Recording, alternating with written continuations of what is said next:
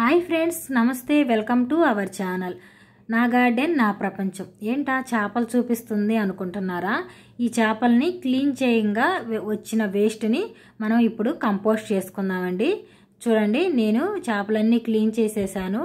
ఇక ఇవి తలకాయలు, తోకలు మిగిలిపోయిన వేస్ట్ అండి. ఇక ఈ పక్కన కనిపిస్తుంది కదా, ఇదైతే బూడిద.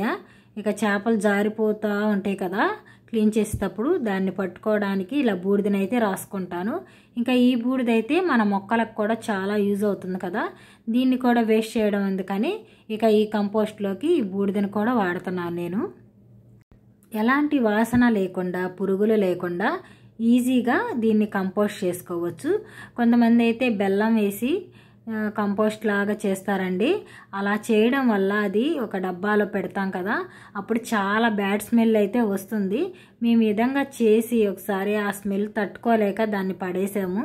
ఇక ఇప్పుడైతే నేను ఈ విధంగా వీడియోలో చూపించిన విధంగా అయితే చేసుకోండి. అసలు ఎలాంటి బ్యాడ్ స్మెల్ ఉండదు, పురుగులు అయితే అస్సలు మనకు కనిపించవండి. ఇక నేనైతే ఒక కంటైనర్ని తీసుకొని, కింద హోల్స్ ఉన్నాయి కదండి, ఆ హోల్స్ని మనం మొక్కలు పెట్టుకునేటప్పుడు మట్టి కలిపి వేసేటప్పుడు దానికి రాళ్ళు కానీ పెంకులు కానీ అడ్డు పెట్టుకుంటాము. అలా ఏం పెట్టుకోవాకండి. అది ఎందుకు పెట్టుకోవద్దు అంటున్నానో వీడియో చివరిలో చెప్తాను.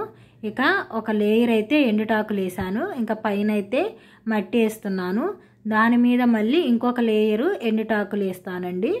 దాని మీద మళ్ళీ చేపల వేస్ట్ అంతా వేసి మళ్ళీ ఎండుటాకులు వేసి మట్టి వేస్తాను. ఇక ఈ ఫిష్ వేస్ట్ని కంపోస్ట్ చేసి మన మొక్కలకి ఇవ్వడం వల్ల ఎన్ని ఉపయోగాలు ఉన్నాయో అవన్నీ ఈరోజు వీడియోలో అయితే మీకు చెప్తాను ఫ్రెండ్స్. ఈ చేపల ఎరువు అయితే మన మొక్కలకి చాలా అవసరమైనదండి. పోషకాలని అందిస్తుంది, మట్టిని సారవంతంగా మారుస్తుందండి. వేరు తెగులు అలాంటి తెగుళ్ళు ఏమీ రాకుండా చూస్తుంది, అంటే చాలా వరకు తగ్గిస్తుంది.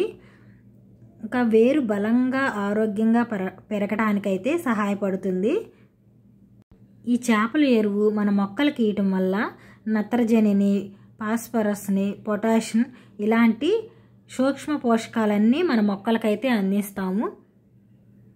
ఇంత మంచి పోషకాలైతే మన మొక్కలకి ఇస్తే మంచిగా పూత రావటం, పిందెలు రావటం, మంచి దిగుబడిని అయితే మనం తీసుకోవచ్చు ఫ్రెండ్స్. ఇలా మీరు కూడా ట్రై చేయండి. ఇలా చేయడం వల్ల ఎలాంటి స్మెల్ ఉండదు, పురుగులు అయితే మనకు అస్సలు కనపడవండి. ఇంకా నేను చూపించిన పద్ధతి కాకుండా ఇంకా ఇందులో అయితే మన ఫ్రూట్స్ తొక్కలు, ఇంకా ఎండిన పేడ, వెజిటేబుల్ తొక్కలు, మన కిచెన్లో మిగిలిపోయిన అన్నం అలాంటివి ఏవైనా సరే వీటితో పాటు కంపోస్ట్ చేసుకోవచ్చు. ఇక చూడండి, నేనైతే కింద ఎండుటాకులు వేసాను, పైన ఒక లేయర్ మట్టి వేసాను, మళ్ళీ ఎండుటాకులు వేసి ఇక ఈ చేపల వేస్ట్ అంతా వేసి మళ్ళీ దీని మీద ఎండుటాకులు వేస్తున్నానండి. ఈ పద్ధతిలో మీరు కూడా చేసుకొని చూడండి, అసలు ఎలాంటి స్మెల్ అయితే ఉండదండి. ఈ ఎరువు మన మొక్కలకైతే చాలా ఉపయోగాలు ఉన్నాయి, వీడియోలో తెలుసుకున్నాం కదా ఫ్రెండ్స్. ఇదే పద్ధతిలో మీరు కూడా ట్రై చేసి చూడండి, చాలా మొక్కలకైతే యూజ్ అవుతుంది. ఇలా చాలా ఉపయోగపడే వేస్ట్ని మనం ఎందుకు వేస్ట్గా పడేసుకోవాలండి. ఇలాంటి వేస్ట్ని ఉపయోగించే మన టెర్రస్ గార్డెన్లో చాలా మంచి దిగుబడిని అయితే తీసుకుంటున్నాము. ఇక ఈ ఫిష్ని ఇలా వేస్ట్ అంతా వేసిన కంటైనర్ని ఇక్కడ నేను ఫ్రిడ్జ్ బాక్స్లో డ్రాగన్ మొక్క నాటుకున్నానండి. ఆ మొక్కలో పెట్టుకుంటాను ఈ కంటైనర్లు. ఇది ఫిష్ కంపోస్ట్ అయ్యే ప్రాసెస్లో దీని నుంచి ఒక లిక్విడ్ అయితే వస్తుందండి. ఆ లిక్విడ్ అయితే ఇక వేస్ట్గా పోకుండా నేను ఈ విధంగా కంటైనర్లో పెట్టుకుంటున్నా కదా, ఇక ఆ లిక్విడ్ అంతా మట్టిలోకి వెళ్తుంది. మట్టిలోకి వెళ్ళి మన మట్టిని సారవంతం చేస్తుంది. ఇంకా ఈ డ్రాగన్ మొక్కని ఫాస్ట్గా గ్రోత్ అయితే ఉంటుంది. ఇదైతే నేను సీడ్ ద్వారా గ్రో చేశానండి. ఇంతవరకు నాకైతే ఫ్రూట్స్ రాలేదు, 4 years అయితే అవుతుంది. ఈ సంవత్సరమైన ఫ్రూట్స్ వస్తాయని చూస్తున్నాను. ఇంకా ఇలా పెట్టడం వల్ల మన మొక్క అయితే ఫాస్ట్ గ్రోత్ అయితే ఉంటుంది.